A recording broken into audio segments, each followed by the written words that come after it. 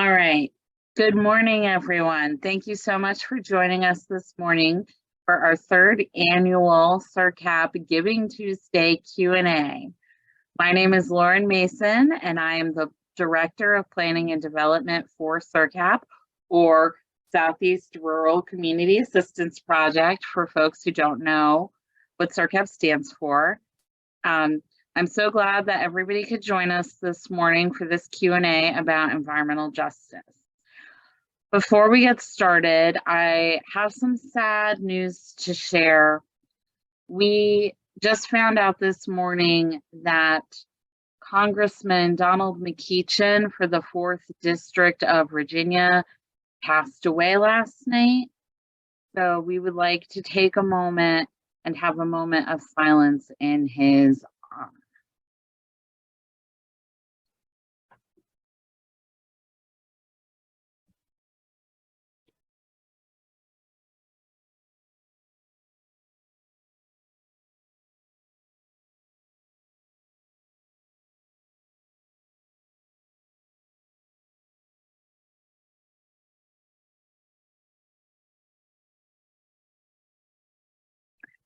Thank you.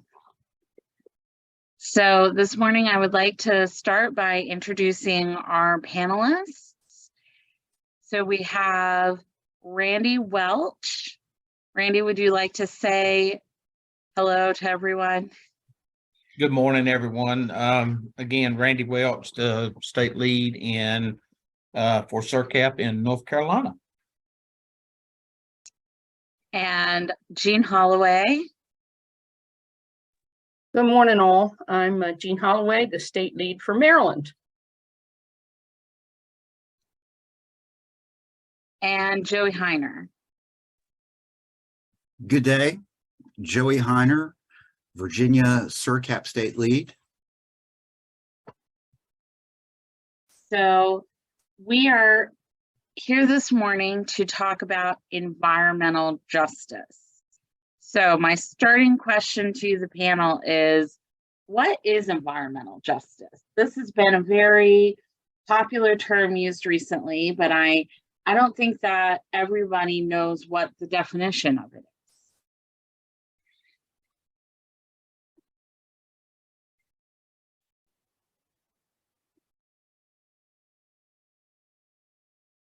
Well, if nobody wants to start, I'll jump in on that.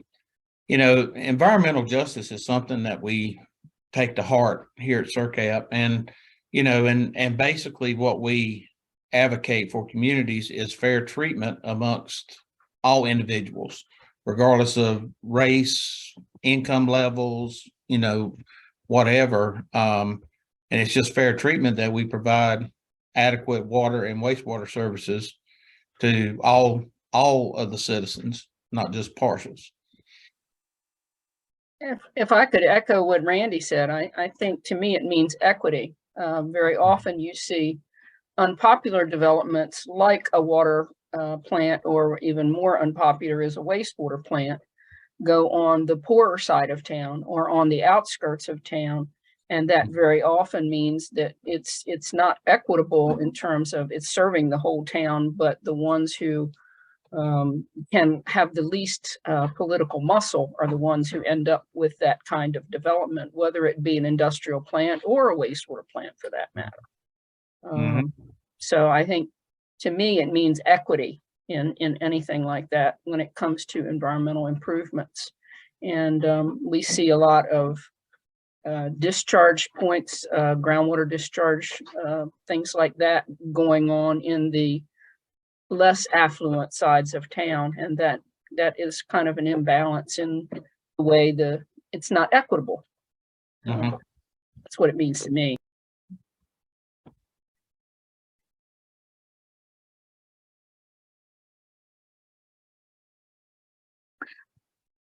Joey, any additional comments? No, it's what they said.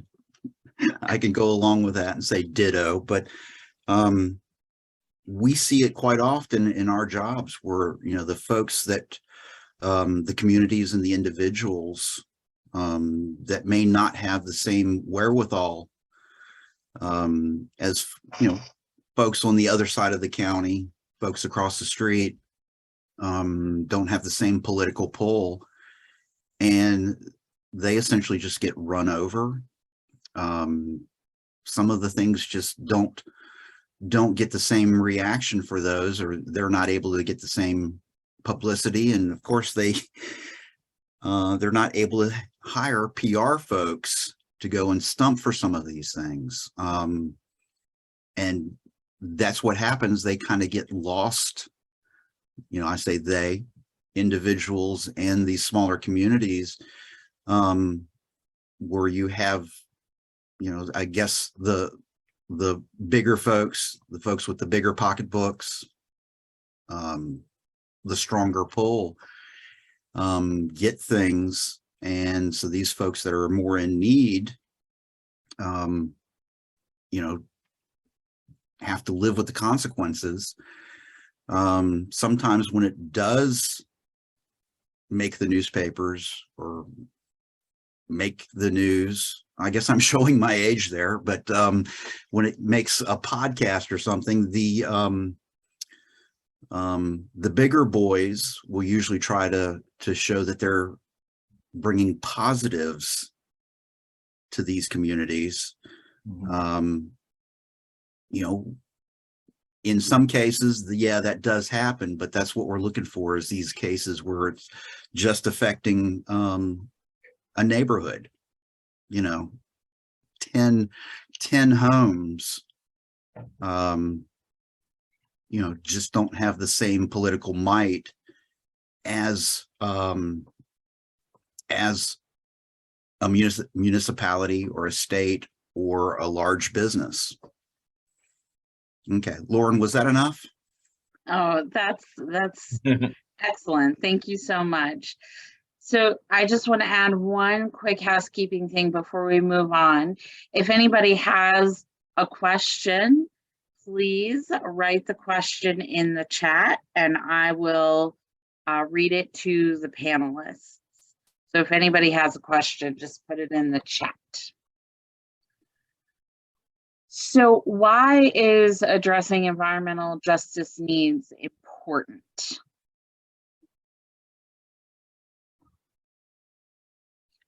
Well, continuing from what I was talking about, after you've coaxed me into it, I might get on a roll here.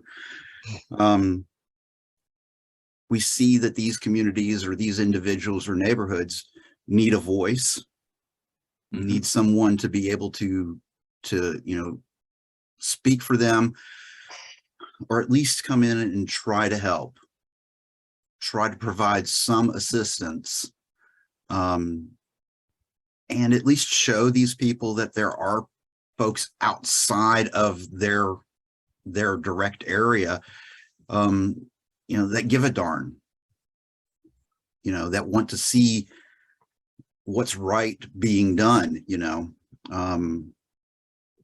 essentially that there is equity and that there is justice, and hopefully we can help, I guess, fill their toolbox with things to do to help themselves, and for us to help them.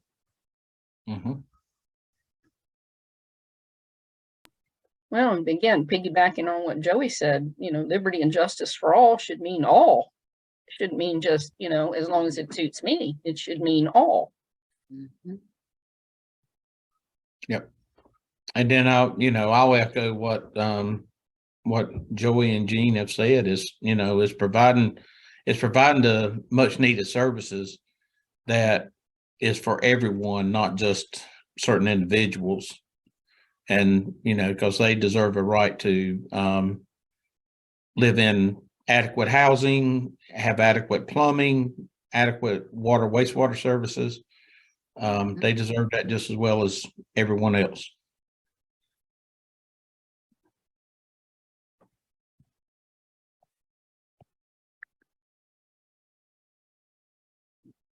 So I'm not seeing any questions in the chat, so I'm going to continue with the questions I prepared.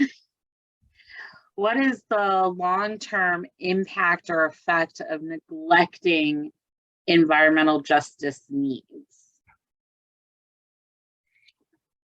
Well, I'll start with that one if that's fine. One of the long-term impacts that I see out, when I'm out and about in these systems is with the inadequate environmental necessities that people need to have, then comes poor, dilapidated housing. And when you say poor, dilapidated housing, it can come from environmental impacts of the property itself.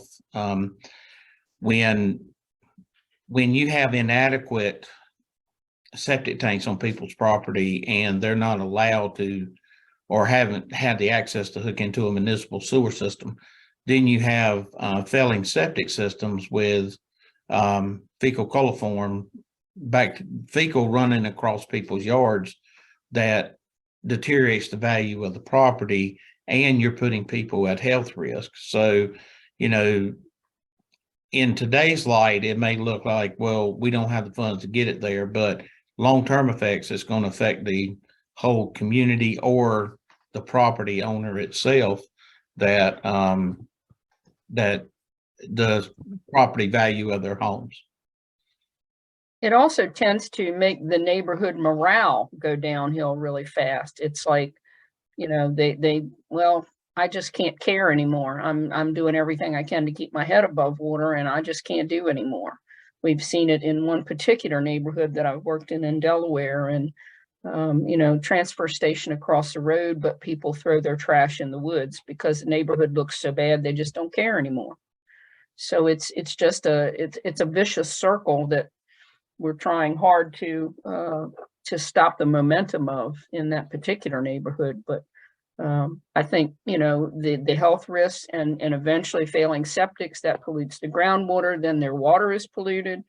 So it's just, it's like dominoes falling. It may take them years for all the dominoes to fall, but one thing causes another. Mm-hmm. Well, and leading off of that from what Gina's saying is, you want to boost the morale of the folks that are affected, because perhaps they've been in a situation for so long where they don't see a way out, don't see a way to help themselves. If someone can show them, yeah, you don't have to just lay down and take this. There's things that can be done. And Randy was talking about getting some of these folks on public water systems, get them, away from wells that may be affected, but get them on public wastewater collection systems as well.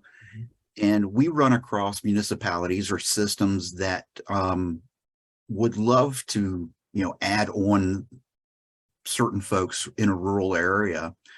Sometimes it may be just 5 homes, but that municipality has to, or that system has to take care of their current customers and may not have the funding, the wherewithal to take on a project, to send a sewer collection line 2,000 feet beyond where they are now, along with the other issues of, permitting, gaining access, easements or anything else. So, looking at helping the systems, but also helping the individuals and working that way, because sometimes to help the individuals, it's a matter of helping the utility provider that's closest to kind of direct them that way, or kind of help them with funding going that way. If these people that have these issues see that there are folks that are willing to fight for them, that does, that builds their spirit rather than just letting it fall.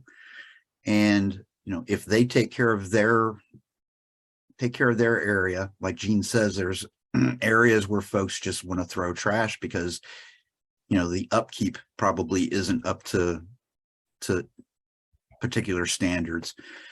If those folks that are experiencing those situations can have that, you know, that buildup of morale, they're going to feel better about taking care of their own area. But, you know, it's a matter of just showing them that there are folks that are willing to fight with them, fight with them, or fight beside them, or help push them on. Well, I mean, let's face it, the problem with any public works project, regardless of what the purpose of it is the biggest obstacle is money. I mean, that's what keeps a lot of places from being served, and whether an area qualifies for certain types of funding depends on the ownership of that area, the civic muscle, if you will, of the group that needs to be served. And I think that's where SERCAP can come in and help people liaise with these various agencies and things like that. I know I'm getting a little bit off the topic of your question, but you know, the dollar is always the big roadblock in any of these. And the more we can do to help people find that money, the more good we can do.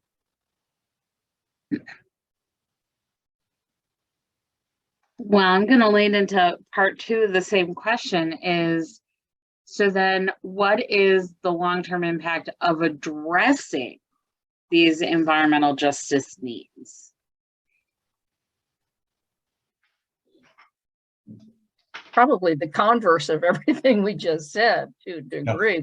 But, you know, community health, environmental health, public health, all of those things are improved, and you achieve more equity in services. Because again, I go back to that equity. What is equitable? What's fair?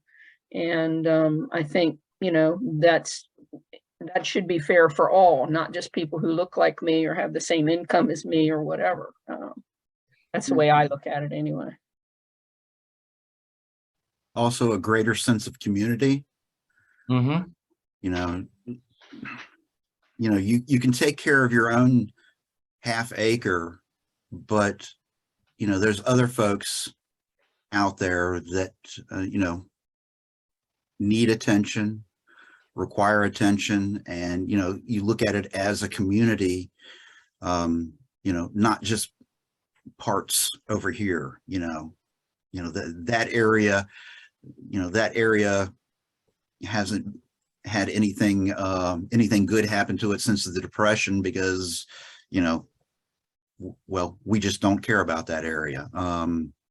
If you just bring it all into a one, let everybody know what's going on and see what they can do to help. And that sometimes that's the thing, is to get community support behind some of these things, you know, rather than, you know, divisionalization, you know, different parts of town. You know, that, you know, I think that's something is, you know, I'll just boil it down to, you know, community spirit. And you know, people sometimes can't see past the end of their own nose, but what they don't realize is if there's failing septics on the edge of town, and that may be the recharge area for the town's water system, and if it's left to go on long enough, then sooner or later their own drinking water is going to get contaminated, and then there's a much larger problem. So if people can be encouraged to look at the greater good instead of just as far as the end of their own nose, then everybody benefits. Yep.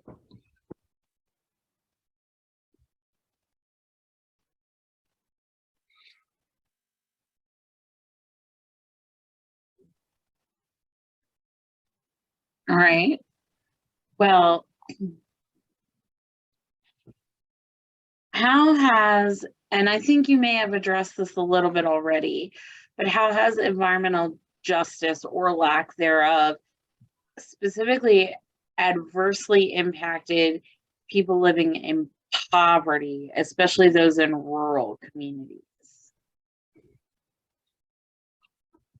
Well, and I'll add to what Gene and Joey were saying just a minute ago, but whenever you have lack of services in a community, then you have depreciating communities per se. Without adequate utilities in a community, then the community cannot grow. Whenever you stranglehold a community like that, then that's when you start to see dilapidating property values over time. And that leads to a long-term impact, but it affects the people that are actually living in this community that their community cannot prosper. So that brings the morale down of the community because they feel they don't have a voice to get what's going on. A little story of a community we're working with here in North Carolina is a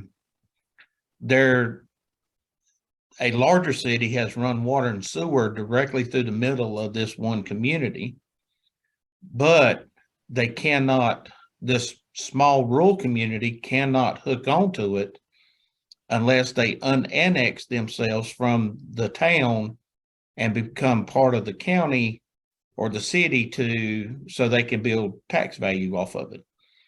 So now how does that affect the community long term? There is a lot of failing wells and septic tanks in this community, and they're trying to get, hooked to it, even down to the side of, and it's something that, kind of a heart-wrenching story that was told was there was a lady there that lived there that her house caught on fire. There was a fire hydrant sitting in her front yard. The local fire department could not connect to that fire hydrant because they were told it was not for them to use, so the lady's house burnt down. So that's a long-term effect that the environmental justice piece of it is not there, that, they're building that off of it as to say, not only do we want you as a customer, but you got to become part of our tax base before you can get into that. I have to put my ex-town administrator's hat on for a second and say that a lot of municipalities will extend services outside their boundaries, but they charge a surcharge, usually 1.5 to 2 times what the in-town rate is. And if the outside of the town limits is an impoverished area, then they can't afford to pay the bill. So the town says, well, we're not going to extend to them because they'll always be in arrears. We'll not. So it's again, that vicious circle that somehow has to break if we're going to serve these folks. I understand why towns don't want to extend service outside their town limits up to a point, because they're paying for their taxpayers are paying for a lot of things that these customers are not also paying for. By the same token, I agree with you that it should be about serving people and not where they live or who they are or what they look like. So, it's a complicated issue, and somehow we've got to break that cycle. I'm not sure what the answer is, except to keep trying, which is why I keep doing what I'm doing. Yeah. And that goes back to the advocating part that we do for these communities, and we get in front of the voices. It's like I was talking to a mayor 3 or 4 weeks ago, and I told him, I said, I understand your concerns. I said, now, if we build the stage, will you get up on it and speak? Because of the fact of, your voice has got to be heard. We want to help you build the stage, and we want to help put you on the stage, that your voice is heard and you're not being overlooked by the county itself. So it's an excellent way to put it. I like that. Mm-hmm.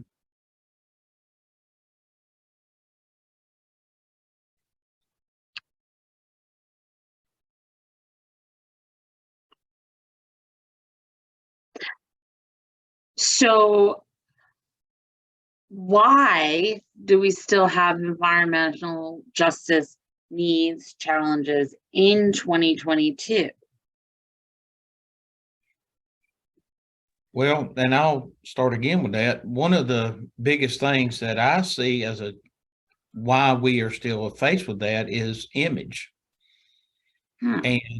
And I say, I say image is because of what some of your local leaders are portraying a community to be. Again, another environmental justice piece that we've been working on is we have a community that that is in desperate need of getting adequate wastewater to this area because of so many failing septic tanks and poor ground conditions. Well, the local government of that county sees this area as a eyesore because in 10 years ago, the sheriff's department had made a couple drug arrests out of this community, but they look at them as an eyesore and they think, well, if we don't help provide this service to them, maybe everybody will move out and we can bulldoze the whole community and get rid of it. Well, it don't happen that way. Irregardless of what stigma you may put onto this community or this area, there's still that need there. And we still got to look at all options and weigh all options out of providing them a service that we can help build this community back up. And I agree wholeheartely with Randy. I think the short answer to your question, Lauren, is why we still have these issues is money and politics. And what he's talking about is politics. And I think sometimes money is an excuse for the political reason not to do something. It's a convenient excuse and it can be a real issue, but I agree. And I've seen what Randy's talking about happen with this same community we're dealing with in Delaware. And, it's been a real issue, but we're getting some traction. You just have to keep trying. But I agree with everything Randy just said, because I've seen it happen too. Yeah. So why is the general public not more aware of environmental justice needs? I feel that we've heard a lot on the news lately and through even just regular people talking about social justice needs, but not specifically environmental justice needs. I think sometimes that the public being unaware is a long-term thing that has gone on for many decades. Since I've spent a lot of decades in this field, the only time they know of us is when there is a problem. And usually they're considering us to be the problem that we can't operate properly. And then once the problem is fixed, they're back to being okay until another problem exists and they brush it under the carpet themselves by not getting better educated. And there hasn't been a lot of education provided to them in the past until now, where, we being at SERCAP, we can offer them a lot of education, but we have to get that buy-in. And that's what's lacking right now is the buy-in from the public. They only hear the negatives and they're not willing to understand there are ways to keep from having more of these negatives transpire, such as the education of knowing how to dispose of things properly, knowing how to take care of not just what you do, but maybe seeing something and saying something, such as reporting on something that you find to be wrong. You can save your whole community sometimes. So again, education is severely lacking. It's not as transparent because they also don't want to take the time to find out more. Yeah, and I agree with that. And I think a prime example right now is Houston. Houston is in the national news because they had something go wrong. And my experience as a town administrator is that the minute something goes wrong, everybody is more concerned with whose fault it is than how to solve the problem. And that's been an ongoing battle as well. But you don't see providing clean water, providing safe drinking water and all that make the news. You just see it make the news when something goes wrong. The other part, I think, I agree with Tony about, the public, we need heightened public awareness, but educating people presupposes that they're willing to be educated. And many times they're not. They can't see past the end of their own nose again. So my only answer is keep on trying. We can't fix them all, but we can fix some. Yep. And if I could piggyback right on what Gene was saying about Houston, Houston is a prime example of how uneducated the public is at large when they make a big deal about there having to be a boil water notice and the mayor has to support it. This is called regulation. This is not something that he has a choice whether he supports it or not. So they're making it seem like the mayor is somehow a part of this decision. That decision was made based on any of the requirements and regulations that state has in place, but the public doesn't know that because the way it was reported, it turned the plant against the public when the plant was just trying to protect the public and follow the rules and regulations. And a lot of times they don't understand it can be considered a precautionary boil water notice. And if there was a problem, it's not being unfolded that way. It's being unfolded as they got to boil water. They're not going to have water. So the scare tactic already bought some negativity that right now can't be erased. I agree. And I think that, it's sensationalized because of the nature of the media. If it bleeds, it leads. They're not going to pat Houston on the back for looking out for people or pat, anybody on the back. They're more concerned about, how did this happen and how many people have gotten sick and whose fault is it? And that same thing happened with Flint years ago. Now, there was negligence there. It's a different situation, but, I think I don't know what the answer to that is other than trying to promote people who are doing the right thing as much as we possibly can, and then promoting public awareness about what it actually takes to run one of these systems, because people don't think about it. If the water comes out of the tap and it doesn't stink or taste bad or look funny, and the toilet flushes, they don't give a rip. So, that's something that only our industry can combat, I think. And again, it's being on that stage, being, having that voice, speaking up and pushing what's right and wrong. Yeah, and also the folks in these areas of need are very rural, and in many cases, not being able to get public water and sewer utilities. They also have trouble getting internet access, and so some of these folks can't see past their own half acre because of where they are. And that's not putting the blame on them, but the folks experiencing some of this may not know about the services like SERCAP that can help them. And that's why in some cases we try to put our information in public spaces, like libraries, and even if we can get contacts with folks at churches, because in some rural areas, that's some of the main community contact that these folks have. Not having the access to information, they may not see that that their condition could be better. And then of course a lot of those folks are very proud folks and don't want to ask for help. For some of the individuals, we're contacted by friends, relatives, care providers, that say, hey, this person is having this particular issue. Can you look into it? And that, I think part of that is getting the information out,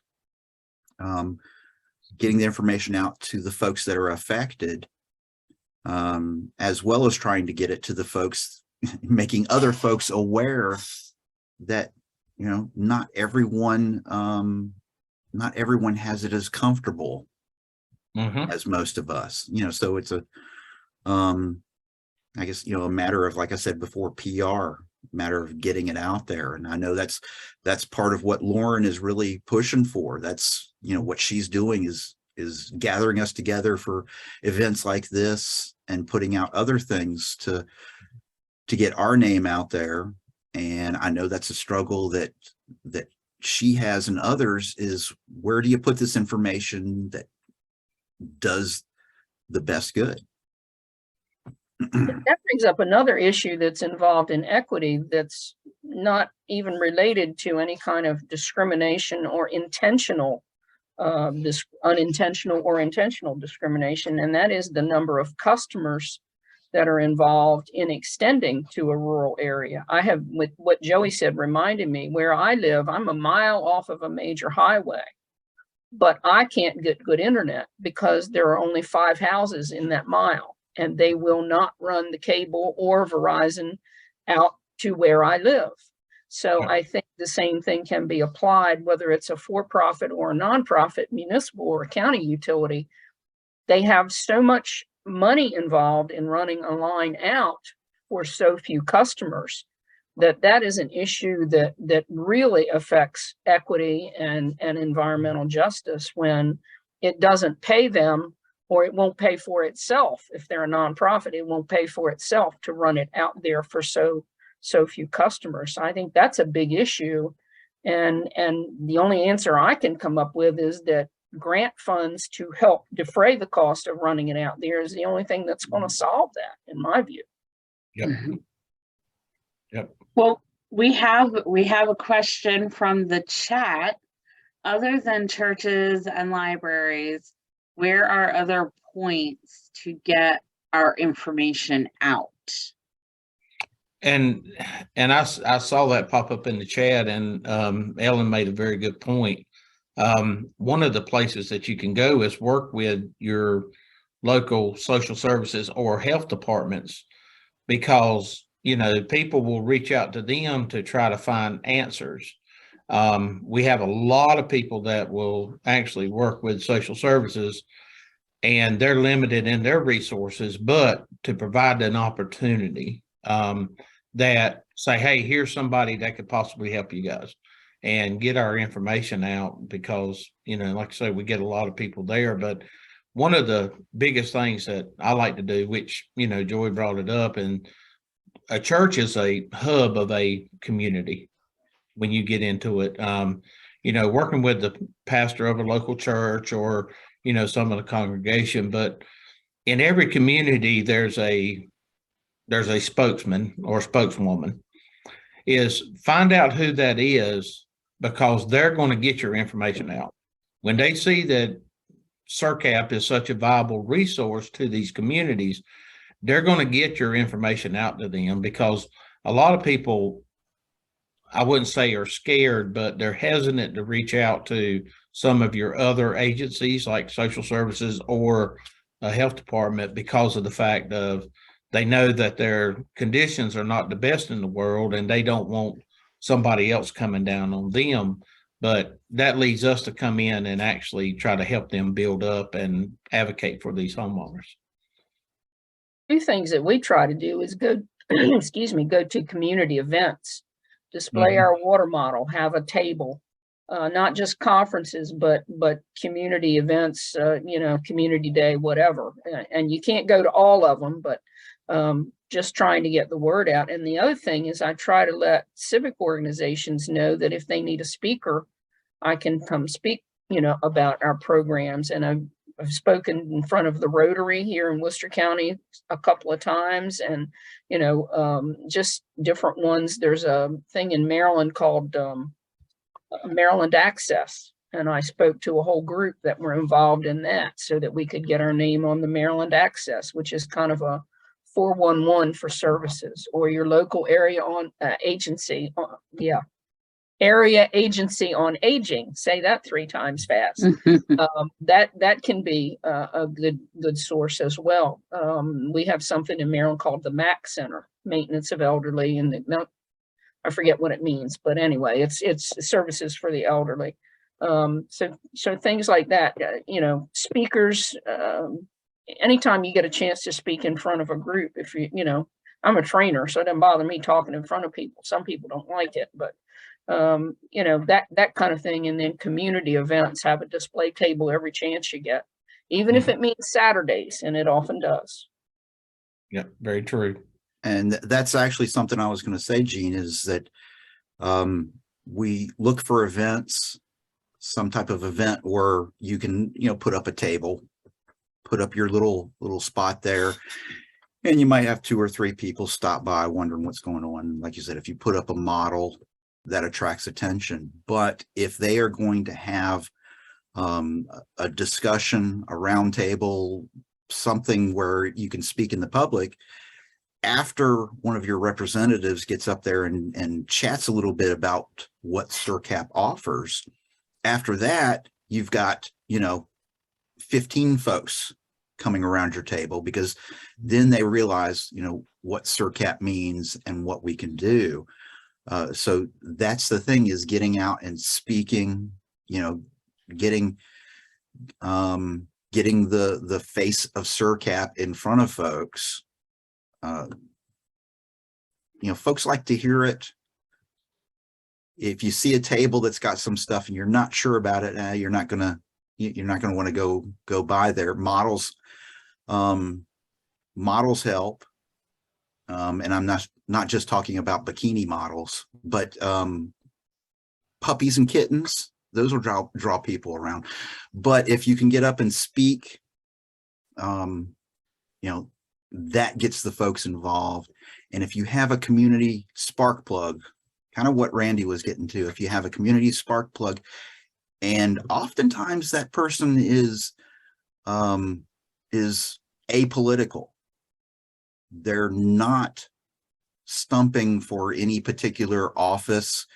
They have, you know, they work in an area or work in a group like ours, you know, like the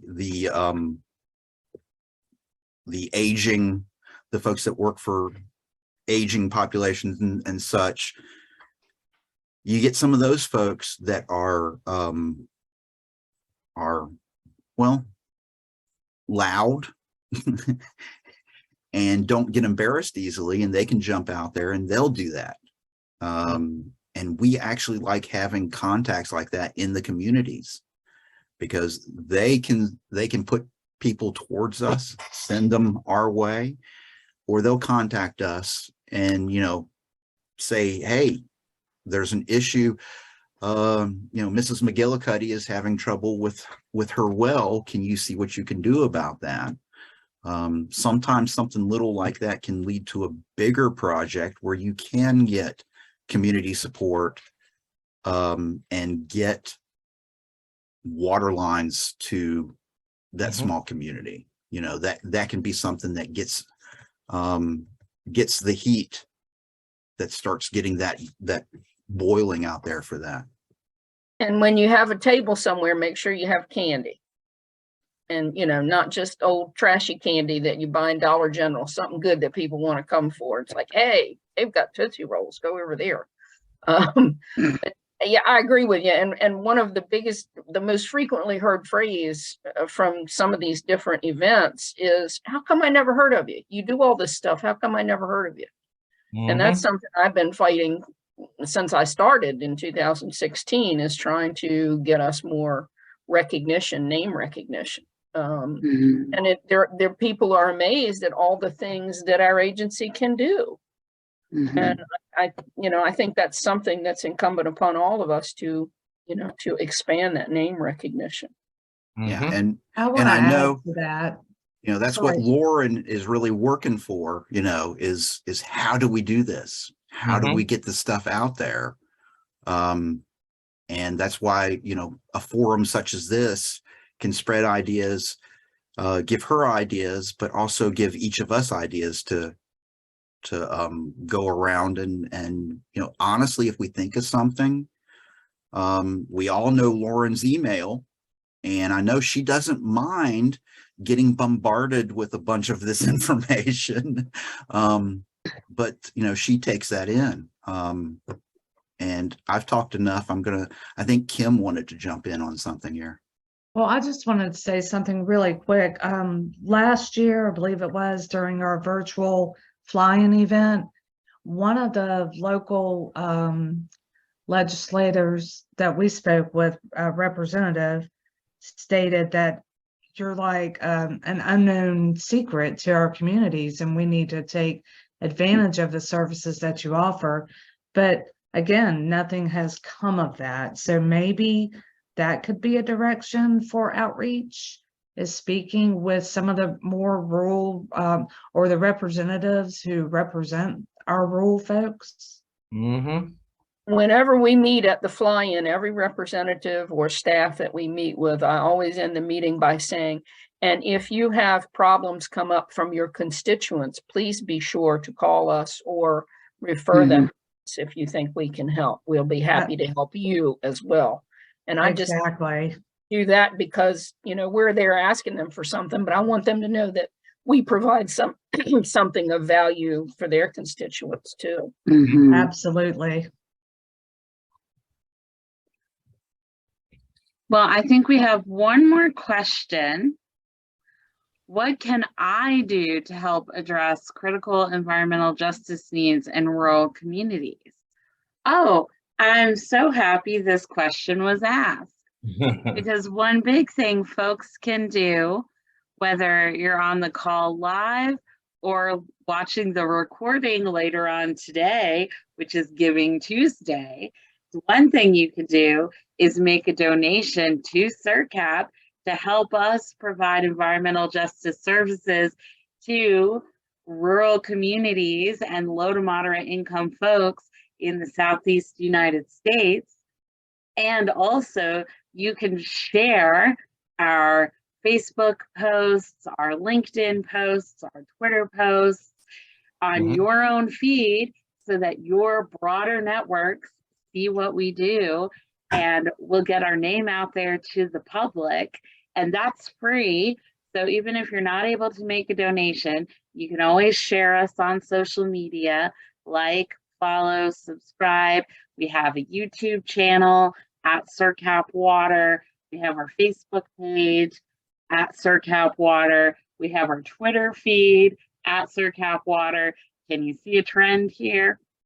And so the more everyone shares and likes our information publicly, the more we'll get out to the broader community at large. And then I'll let our panelists, if they have anything to add to that.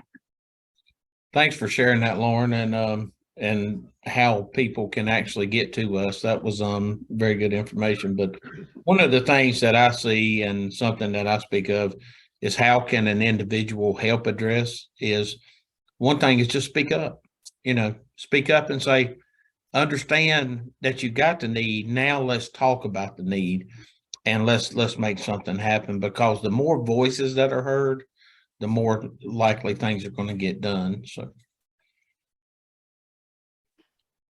And I think some recognition, I don't know how you foster this in people, but I think sometimes it's inborn, but fostering some recognition that other people's health is related to my own health, that if they're healthy, then we're all healthy, kind of thing. The greater good and all of those lofty ideals. But I think people need to recognize that nothing exists in a vacuum. Just because they and their family have got what they need doesn't mean everybody does. Yep. Well, and that's what's the sites, the websites, and other publications through RCAP as well does highlight that. But how do you get people to come and take a look at that? One thing I do tell people is if you will go to our website, there's a lot of great information in there. If you don't know who to follow up with on our website, there is an inquiry button that you can do, and that is checked on a regular basis. If you'll do an inquiry or a comment or concern on there, then it will get forwarded to the appropriate individual and they can reach out to you and help you with your issues that you may have. But again, please visit our website because you see so much great information in there pertaining to, you know, our parent office in Roanoke, but for all of our 7 states. One other thing I just thought of, I don't know, excuse me, Joey. I don't know if you've had the opportunity, but as our name gets in the papers, particularly in Delaware, I get calls and Vicki gets calls when she was working from different podcasts and radio stations. She's signed up to talk on camera, I think, in January. Hopefully she'll be back, so I don't have to do it. But you know, I've been on a couple of radio broadcasts and stuff like that. So you know, just I think that the message generally is don't overlook any opportunity. If they ask you, say yes. Yes. And kind of like what Randy was saying, you know, this is to the folks that want to click on and view this. If you are having an event that you would like to have a speaker, contact us. Contact your you know, the state office where you are, and you know, let us know about an event, or like I said, contact us and schedule one of our representatives come out there and speak and be a part of what you're doing. You know, so that's a way for, you know, the folks outside of this group right here to help spread, is to, you know, contact one of us, see if what they're doing fits in with what we want to do, or what we're trying to do. And, you know, we're available. And if you go on the website, it's got some of our faces on there, but it's got the contact information where you can get a hold of anybody. Throw an email at us or give a call and leave a voicemail. And just one more, and I'll shut up, maybe. But one thing that I'm particularly obsessed about is wearing the brand. If I go in a community, I try to wear the brand. I think that's important. I can't wear short sleeve shirts in the wintertime because I'm too cold natured, but I wear this a lot. So, you know, I think that's really important, showing the brand. Yes. Well, thank you everyone for participating in today's discussion about environmental justice. Thank you all for logging on, and for folks who might be seeing us in the future, watching the recording on Facebook or YouTube, thank you. And please feel free to take a look at our website, SERCAP.org. Very simple. Yep. And we'll see you next time. Thank you all.